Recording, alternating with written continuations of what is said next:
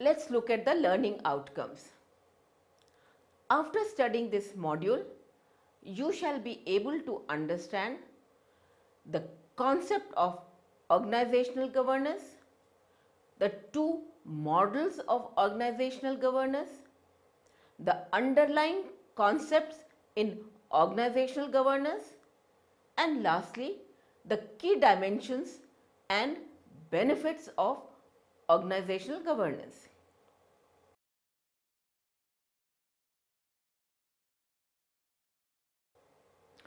From an organizational point of view, governance primarily means the mechanism used inside and between the organizations that might influence the behaviors in the desired directions.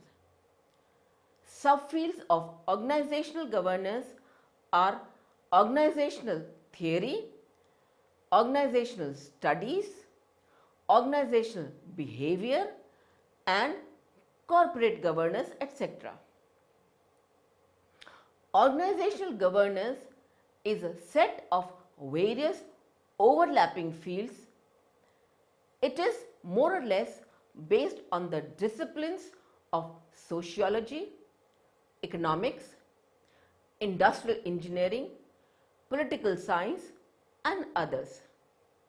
Thus, we could say that organizational governance refers to the instruments deployed by the organizations to influence the various organizational members and stakeholders of the organization to contribute towards the achievement of the organizational goals.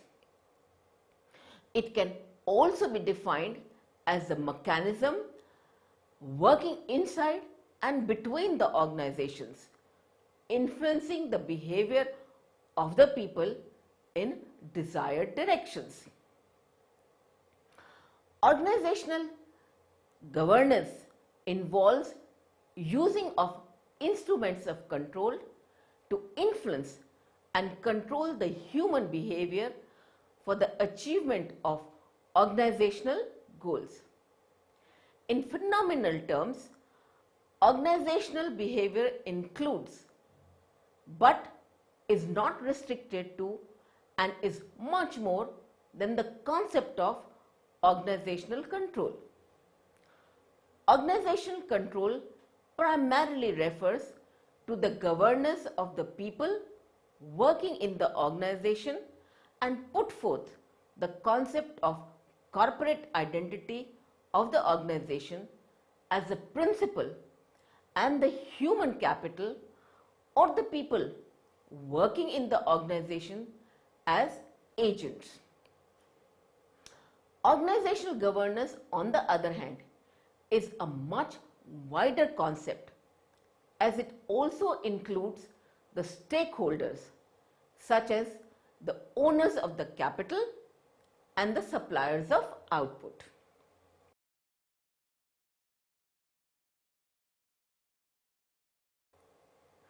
Organizational or corporate governance.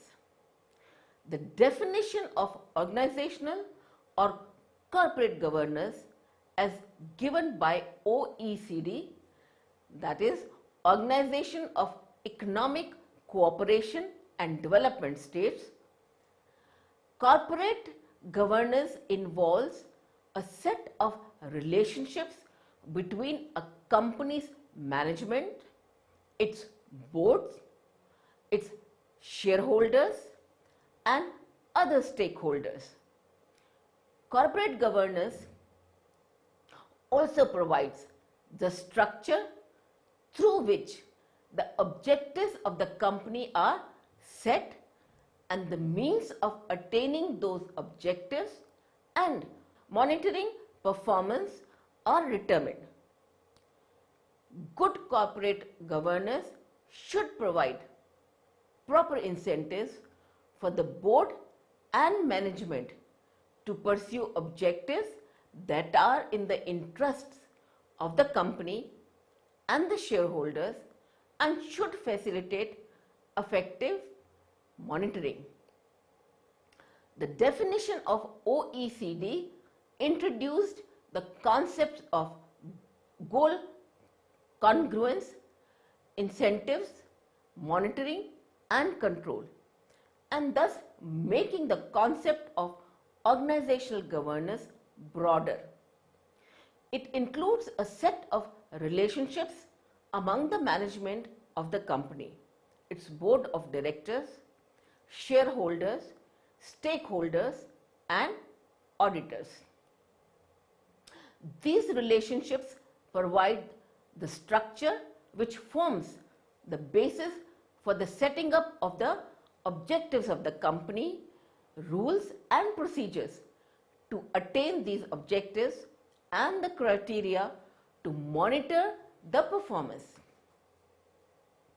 Thus, transparency of corporate structure and operation accountability of managers and the board of directors to the shareholders and corporate responsibility towards stakeholders are the key aspects of corporate governance. Organizations worldwide are realizing the importance of better corporate governance as it adds considerable value to their operational performance.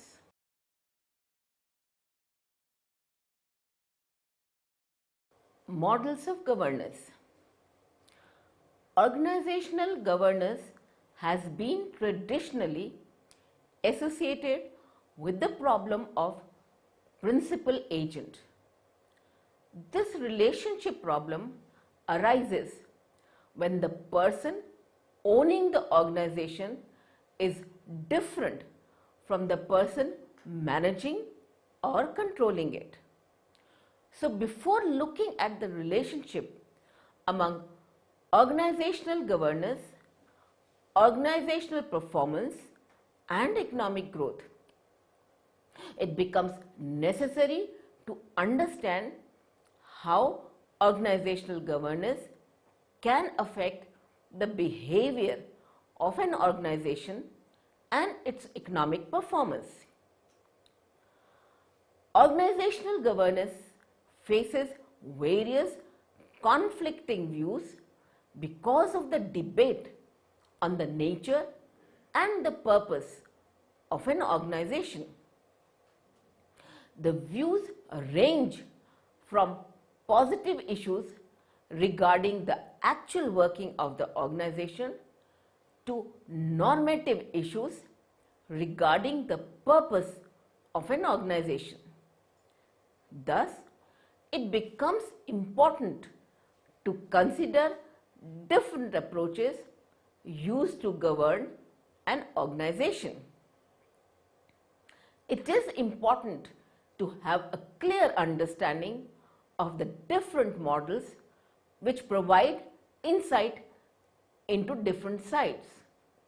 It can also serve as a basis for identifying good governance practices and providing policy recommendations.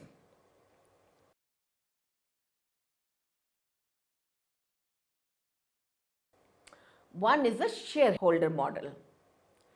As per this model, the primary objective of an organization is to maximize the wealth of the shareholders through allocative, productive and dynamic efficiency. The market value of the organization is taken as the criteria to judge the performance of an organization. Thus, ensuring the interests of the shareholders becomes an implicit obligation of the managers and the directors of the organization. The problem of governance in this model stems out because of the separation of the beneficial owners and the executive decision makers. As the managers are not the owners of the organization, they don't bear the costs or reap the benefits of their actions. Thus, the investors are interested in maximizing the shareholder value. The managers have different objectives like increase in salary and market share, etc. An effective organizational governance framework aims at reducing the agency costs and hold-up problems associated with the ownership and control. Three types of mechanisms that can be used to align the interest and objectives of the shareholders and the managers to overcome problems of management, entrenchment and monitoring are: 1. Inducing managers to carry out efficient management by aligning the interests of the managers with the shareholders, like stock options and executive compensation plans, etc. 2. Strengthening shareholders' rights so that they have a better incentive and ability to monitor management. This is done by providing legal protection to shareholders from expropriation by managers. Thirdly, using indirect means of control like the one provided by capital markets, managerial labor markets and corporate control markets. Two main criticisms of the shareholder model are: 1.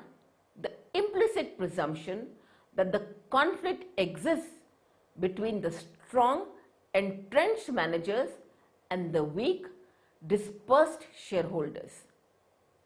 2. The analytical focus to solve the organizational governance problem is too narrow. This approach is basically concerned with aligning the interests of the shareholders and managers while ensuring the external capital flow to the firms. But shareholders are not the only one making investments in an organization.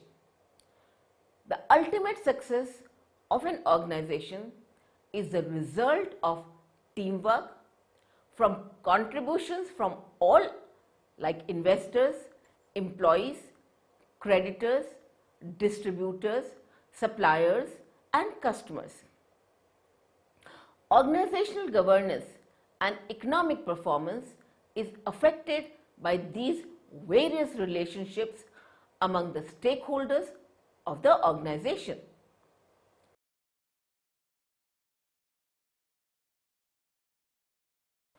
The stakeholder model. This model takes a broader view of the organization. As per the traditional stakeholder model, the organization is responsible to many more stakeholders rather than just the shareholders. These more stakeholders might include employees, suppliers, customers, creditors, members of the community where the organization is located, and environmental interests, etc. This view says that organizations should be socially responsible institutions managed in the interests of the public. The main drawback of this traditional stakeholder model is that it becomes the guide the managers of the organization to set priorities and decide among competing socially beneficial uses of organizational resources. Thus, the stakeholder model was redefined by specifically defining the stakeholders as those actors who make contributions toward the specific assets of the organization. As per this new model, the best organizations are the ones which have committed suppliers, employees and customers. Thus, it is an extension of the shareholder model. Organizational governance is primarily concerned with how effective different governing systems are in promoting long-term investment and commitment among the different stakeholders. One of the criticisms of this model is that managers might use stakeholder reason for justifying the poor organizational performance. The advantage of the shareholder model is that it clearly guides the managers in setting priorities and establishing mechanisms for measuring the efficiency of the organization's management team.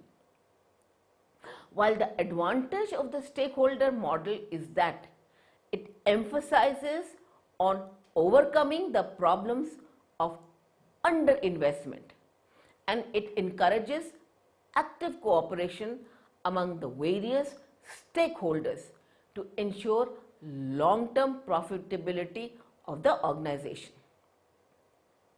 The mechanisms promoting stakeholder investment and cooperation should be used along with the mechanism aimed at preventing management entrenchment.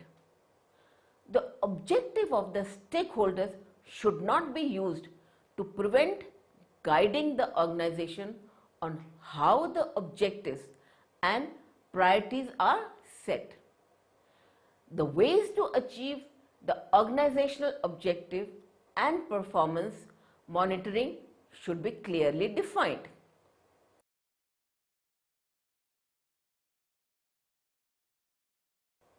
Underlying concepts of organizational governance. Good organizational governance is based on following underlying concept. 1. Fairness. It means equitable treatment to all stakeholders. Equitable has to be differentiated with equal treatment. While equal treatment means treating everybody in the same way, equitable treatment means treating each person in the way they deserve to be treated. The value system of the organization should be designed in a way by taking into consideration the legitimate interests of all those who are interested in the organization by respecting their views and opinions. 2. Transparency. It means open and clear disclosure of all the relevant information regarding the organization to all its stakeholders. It includes all open discussions and voluntary disclosures. Concealment is justified in situations where the decisions are regarding the future strategy and confidential issues. 3. Independence. It is an important concept in relation to the directors. Independent NEDs, that is the non-executive directors, should be appointed to carry out effective monitoring of the organization on behalf of the shareholders. Fourthly, uprightness. Good organizational governance code specifies uprightness in view that management should not accept gifts or hospitality which might have an influence on their decision making. Not only should the truth be told, but also there shouldn't be any misleading statements. Fifth, responsibility. The board of directors must be responsible towards all the stakeholders of the organization. Thus, it means that management has to accept the credit or blame for all the governance decisions. Sixthly, accountability. It defines whether an organization and its directors are answerable for consequences of their action. Seventhly, reputation. Commercial reasons exist for promoting the reputation of the organization. Reputation is very valuable asset for an organization. Eighth, judgment. The board members should have a broad and diverse knowledge regarding the organization, its business and the environmental factors affecting it in order to give direction to an organization. The board makes decisions which can enhance or destroy the prosperity of the organization. So, they should be competent enough to make such decision. Ninth, integrity. It is important for an organization to maintain its integrity, and it could be achieved by being straightforward in its dealings.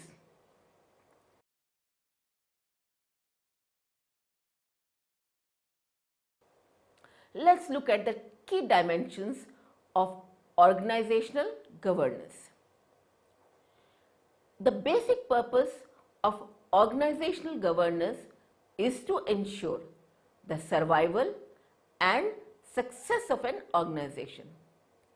To prosper and to become successful, an organization needs to clearly define its objectives and identify those people who have a stake in the achievement of the objectives. This raises following questions which need to be answered. 1. What is the purpose of each stakeholder and how can it be reconciled with other stakeholders and the organization? 2. What is the role and importance of various stakeholders within an organization? Next, how can the energy of all the stakeholders be used for the benefit of the organization? And also, how can the long-term objective of the organization be protected from its short-term objective? And many more. The core dimensions of the organizational governance are: 1.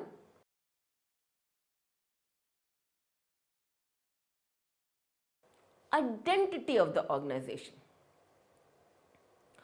Organizations need to clearly identify and define their identity to differentiate them for other organizations. This who we are define the set of values which an organization follow. It is considered as a primary parameter of its personality. This personality needs to be identified by others to help the organization build a corporate brand which ultimately attracts customers and loyalty. It becomes an important intangible asset for the organization.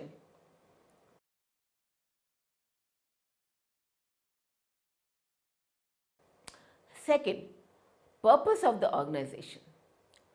Once an organization is successful in answering the question who we are, it needs to find an answer to another important question of what shall we do. Once the purpose for the establishment of an organization is defined, it will help in adding depth to its organizational personality. It gives a sense of direction to the organization by telling people associated with the organization that what are they supposed to do and how. Organizational governance needs to build a consensus around the shared purpose and persuade everyone to work towards that purpose, leaving behind their individual motives.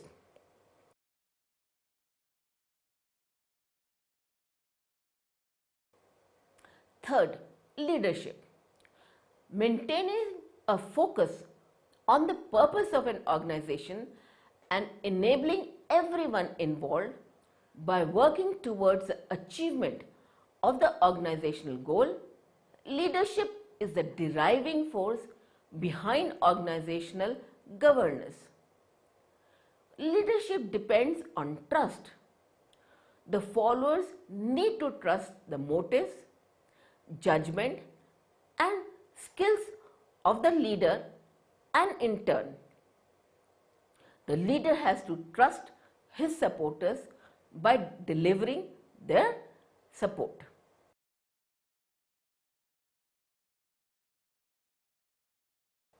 Fourth, distribution of power within the organization. Some organizations, even today, act as dictators by concentrating all the power at the center. They don't trust anyone to exercise power and want their followers to oblige and trust them. The organizations follow dictatorship either because they are run by a family or because they follow an autocratic form of leadership. Efficient organizational governance calls for distribution of power, accountability for its use, avoidance of its abuse, and its surrender when felt appropriate. The use of power is to be scrutinized as it does not belong to a single individual.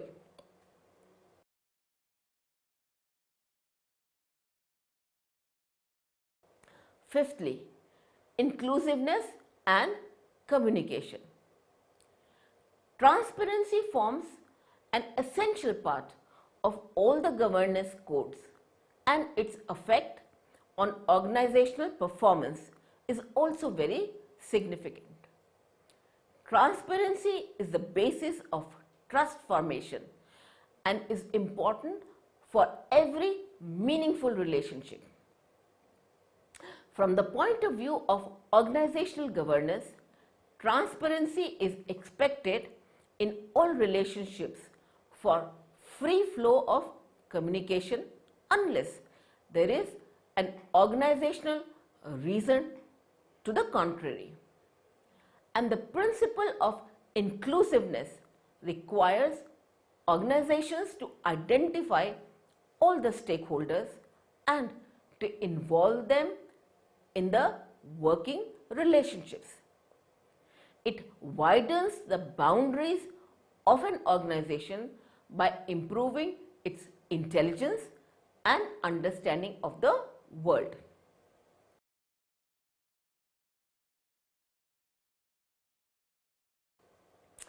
Sixth, pattern of accountability. The grant of authority has to be balanced by the accountability to use it. Accountability is more embedded in the public sector than the private sector. Efficient governance calls for fixation of accountability to the authority granted.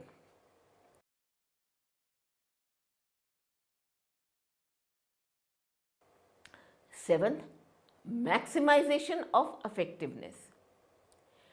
Efficient organizational governance aims for achievement of an agreed upon purpose. It needs to ensure the focus of organizational activities towards the enhancement of outcomes for the organization.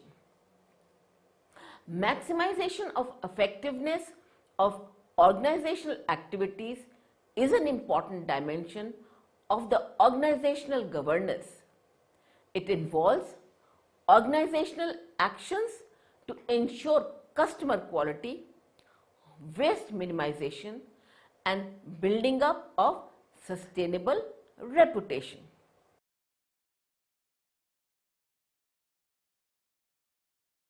Eighth, ensuring sustainability. Organizational governance failures are often caused by the actions maximizing short-term results. It needs to focus more on achieving sustainable results for the future. It will mean an alignment of the pace of growth and the requirement of resources to meet the organizational needs. It also needs to ensure performance support, incentives for a sustainable pattern of growth. An effective organizational governance system needs to optimize all the above mentioned dimensions continuously. Also, it needs to be protected against internal and external shocks.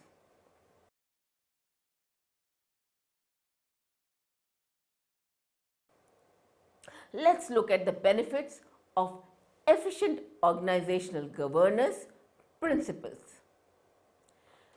Efficient organizational governance offers numerous benefits to an organization, its stakeholders, and the economy as a whole.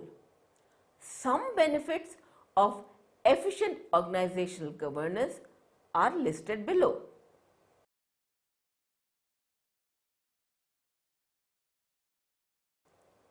One, high level of transparency. Organizations following best organizational governance policies are transparent about their business. This in turn helps them in gaining the trust of its stakeholders and the community, thus easing the task of raising capital if needed. As such, organizations are easy to access and to evaluate because of the high level of transparency. Financial institutions and investors prefer funding such organizations.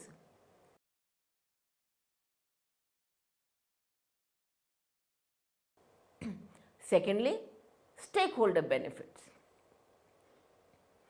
Under efficient organizational governance, and organizations tend to act in its and its stakeholders' best interest.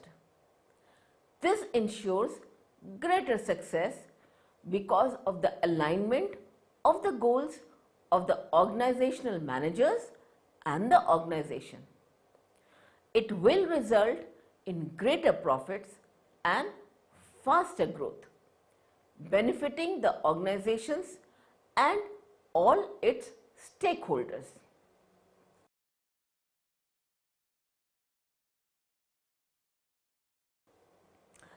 Third, recognition and reputation.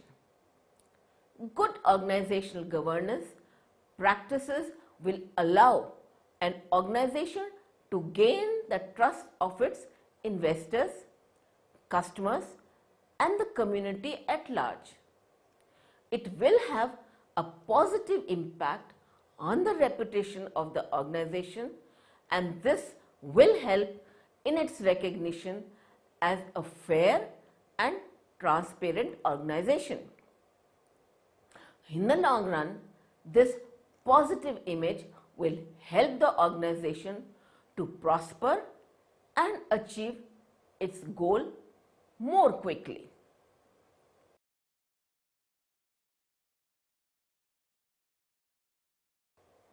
Fourthly, wastage reduction. Efficient or organizational practices help organizations become more efficient in the conduct of their business. Employees trained to follow ethical and good business practices use resources optimally, avoiding their wastage.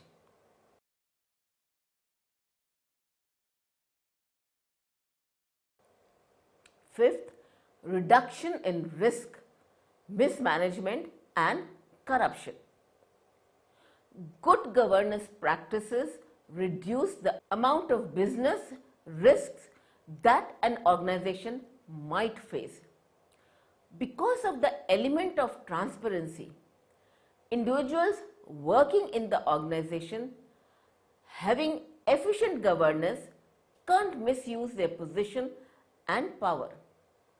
It will lead to a reduction in the overall incidences of negative acts and help the organization to build a positive image and to achieve success.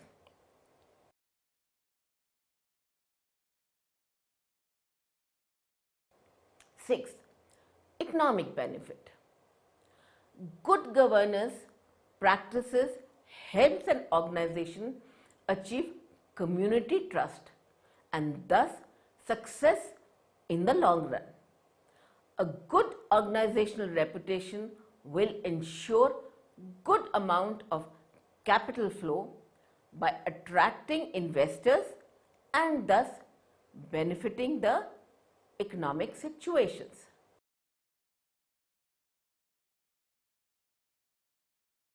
Summary. Organizational governance is much more than organizational control. Models of organizational governance provide insights into identification of good governance practices. Good organizational governance is based on various underlying concepts. The basic purpose of organizational governance is to ensure the survival and success of an organization.